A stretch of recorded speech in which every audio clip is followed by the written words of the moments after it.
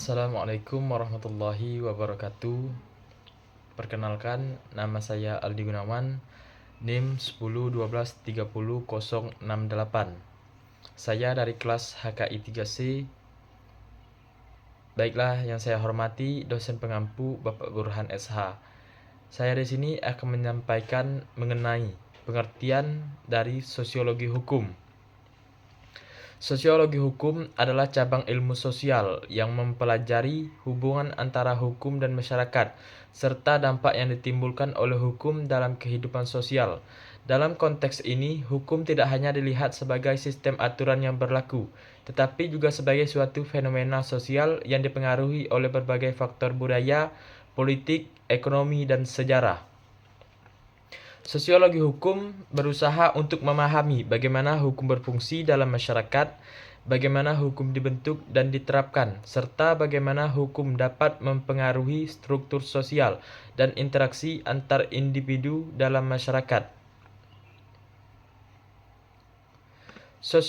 Sosiologi hukum dapat didefinisikan sebagai disiplin ilmu yang mempelajari hubungan antara hukum dengan faktor sosial. Lahirnya sosiologi hukum dilatar belakangi oleh kebutuhan untuk melihat hukum bukan hanya sebagai norma yang kaku, tetapi sebagai instrumen yang hidup dan dinamis dalam masyarakat. Oleh karena itu, sosiologi hukum berfokus pada interaksi antara hukum dan berbagai aspek sosial, serta melihat bagaimana hukum dapat mencerminkan nilai-nilai yang ada dalam masyarakat. Hukum dalam pandangan sosiologi hukum tidak berdiri sendiri. Ia berhubungan erat dengan struktur sosial, norma sosial, dan kekuatan sosial lainnya.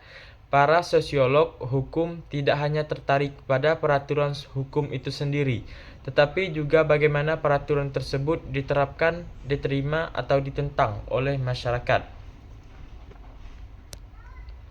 Sosiologi hukum memiliki beberapa objek kajian, yang utama diantaranya adalah 1. Peran hukum dalam masyarakat. Bagaimana hukum berfungsi dalam mengatur hubungan antar individu, kelompok, atau institusi dalam masyarakat. Misalnya, apakah hukum mampu menciptakan keadilan atau justru memperburuk ketidaksetaraan sosial. Kemudian objek yang kedua adalah hukum sebagai alat pengendalian sosial. Hukum sering dilihat sebagai alat untuk menjaga ketertiban dan kestabilan sosial. Dalam perspektif ini, hukum berfungsi untuk menertibkan perilaku anggota masyarakat dengan menetapkan batasan-batasan yang dapat diterima oleh hukum bagi yang melanggarnya. Kemudian objek yang ketiga adalah pengaruh sosial terhadap pembentukan hukum. Sosiologi hukum juga mengkaji bagaimana faktor-faktor sosial seperti budaya, nilai-nilai, ekonomi, dan politik mempengaruhi pembentukan hukum. Misalnya, hukum yang mengatur hak asasi manusia atau hak perempuan dipengaruhi oleh perubahan norma sosial dalam masyarakat. Kemudian objek yang terakhir adalah efektivitas hukum. Sosiologi hukum juga mengkaji apakah hukum yang ada benar-benar efektif dalam mencapai tujuannya, seperti menciptakan keadilan sosial, mengurangi kejahatan, atau meningkatkan kesejahteraan masyarakat. Kemudian ada beberapa teori penting dalam sosiologi hukum dapat menjelaskan bagaimana hukum berinteraksi dengan masyarakat. Berikut adalah beberapa teori yang sering dibahas. Yang pertama adalah teori positivisme hukum. Teori ini berpendapat bahwa hukum adalah seperangkat aturan yang ditetapkan oleh otoritas yang sah, terlepas dari apakah aturan tersebut adil atau tidak. Dalam positivisme hukum, hukum dilihat sebagai sesuatu yang objektif dan dapat dipahami secara rasional. Hukum adalah produk dari kehendak negara atau penguasa. Kemudian teori yang kedua adalah teori hukum alam.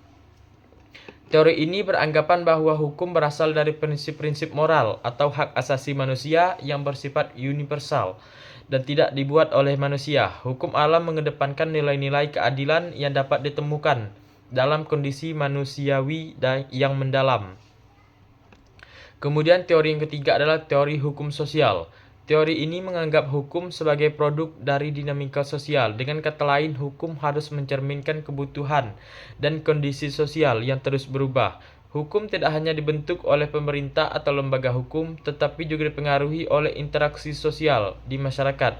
Hukum harus mampu merespons perubahan sosial, nilai-nilai, dan budaya yang berkembang di masyarakat. Kemudian teori yang terakhir adalah teori konflik. Teori ini menekankan bahwa hukum seringkali merupakan alat untuk mempertahankan kekuasaan yang dimiliki oleh kelompok dominan dalam masyarakat. Hukum tidak selalu mencerminkan keadilan bagi semua pihak, tetapi lebih sering menguntungkan kelompok-kelompok tertentu yang memiliki kekuatan politik, ekonomi, atau sosial. Fungsi hukum dalam masyarakat adalah yang pertama adalah pengaturan perilaku. Hukum memberikan perilaku pedoman bagi individu dan kelompok untuk bertindak sesuai dengan norma-norma yang diterima dalam masyarakat. Kemudian menyelesaikan konflik. Hukum juga berfungsi sebagai sarana untuk menyelesaikan sengketa antar individu atau kelompok dengan cara yang adil dan teratur. Kemudian adalah menjaga ketertiban sosial. Hukum bertujuan untuk menjaga agar masyarakat berjalan dengan tertib, menghindari kekacauan dan chaos. Kemudian adalah manfaat yang terakhir adalah mendorong keadilan sosial. Salah satu tujuan utama hukum adalah untuk mewujudkan keadilan sosial baik dalam bidang ekonomi, politik maupun sosial. Dalam sosiologi hukum, hukum tidak hanya dilihat sebagai serangkaian aturan yang harus diikuti, tetapi juga sebagai sebuah proses sosial yang terus berkembang. Hukum bisa dilihat sebagai refleksi dari nilai-nilai yang norma yang berlaku dalam masyarakat pada suatu waktu tertentu. Perubahan sosial yang seringkali berpengaruh pada perubahan hukum seperti yang terlihat dalam gerakan hak sipil, feminisme, atau hak asasi manusia. Selain itu, hukum juga merupakan sebuah arena di mana berbagai kelompok sosial berjuang untuk mengatur dan mengendalikan struktur sosial yang ada. Kelompok-kelompok yang dominan seringkali menggunakan hukum sebagai alat untuk mempertahankan kepentingan mereka, sedangkan kelompok-kelompok yang kurang berkuasa berusaha untuk mengubah atau menentang hukum demi mencapai keadilan yang lebih besar dan adil bagi mereka. Praktik sosiologi hukum di dunia nyata. Dalam kehidupan sehari-hari, sosiologi hukum terlihat dalam banyak aspek. Sebagai contoh, pengaruh hukum terhadap sistem peradilan pidana atau bagaimana hukum keluarga mempengaruhi struktur sosial dalam masyarakat. Selain itu, bagaimana hukum mengenai ketenaga kerjaan, hak perempuan, atau lingkungan hidup memengaruhi dinamika sosial dan ekonomi di masyarakat juga merupakan bagian dari kajian sosiologi hukum. Contoh lainnya adalah dalam penegakan hukum terhadap pelanggaran hukum yang terjadi di masyarakat. Dalam hal ini, sosiologi hukum tidak hanya mempelajari apa yang terjadi dalam proses peradilan, tetapi juga faktor-faktor sosial yang mempengaruhi siapa yang dituntut, siapa yang dihukum, dan bagaimana hukuman tersebut dilaksanakan. Kemudian penerapan sosiologi hukum dalam kebijakan publik. Sosiologi hukum juga memberikan kontribusi dalam merancang kebijakan publik. Pembuatan hukum yang responsif terhadap perubahan sosial memerlukan pemahaman yang mendalam tentang kondisi sosial masyarakat. Oleh karena itu, para pembuat kebijakan dan legislator perlu memperhatikan dimensi sosial dari hukum yang sedang mereka bentuk. Misalnya dalam konteks hukum kesehatan atau hukum lingkungan, sosiologi hukum dapat membantu merumuskan kebijakan yang tidak hanya adil tetapi juga memperhatikan dampak sosial yang timbul dari kebijakan tersebut. Hukum tidak boleh hanya dilihat dari sisi formalitas legalistik, tetapi juga harus mempertimbangkan realitas sosial yang ada di lapangan. Sosiologi hukum merupakan bidang yang penting untuk memahami bagaimana hukum bekerja dalam masyarakat. Ia memperkenalkan perspektif bahwa hukum hanya sekedar aturan yang ditetapkan oleh negara, tetapi juga merupakan fenomena sosial yang berhubung erat dengan struktur sosial, budaya, dan interaksi antar individu.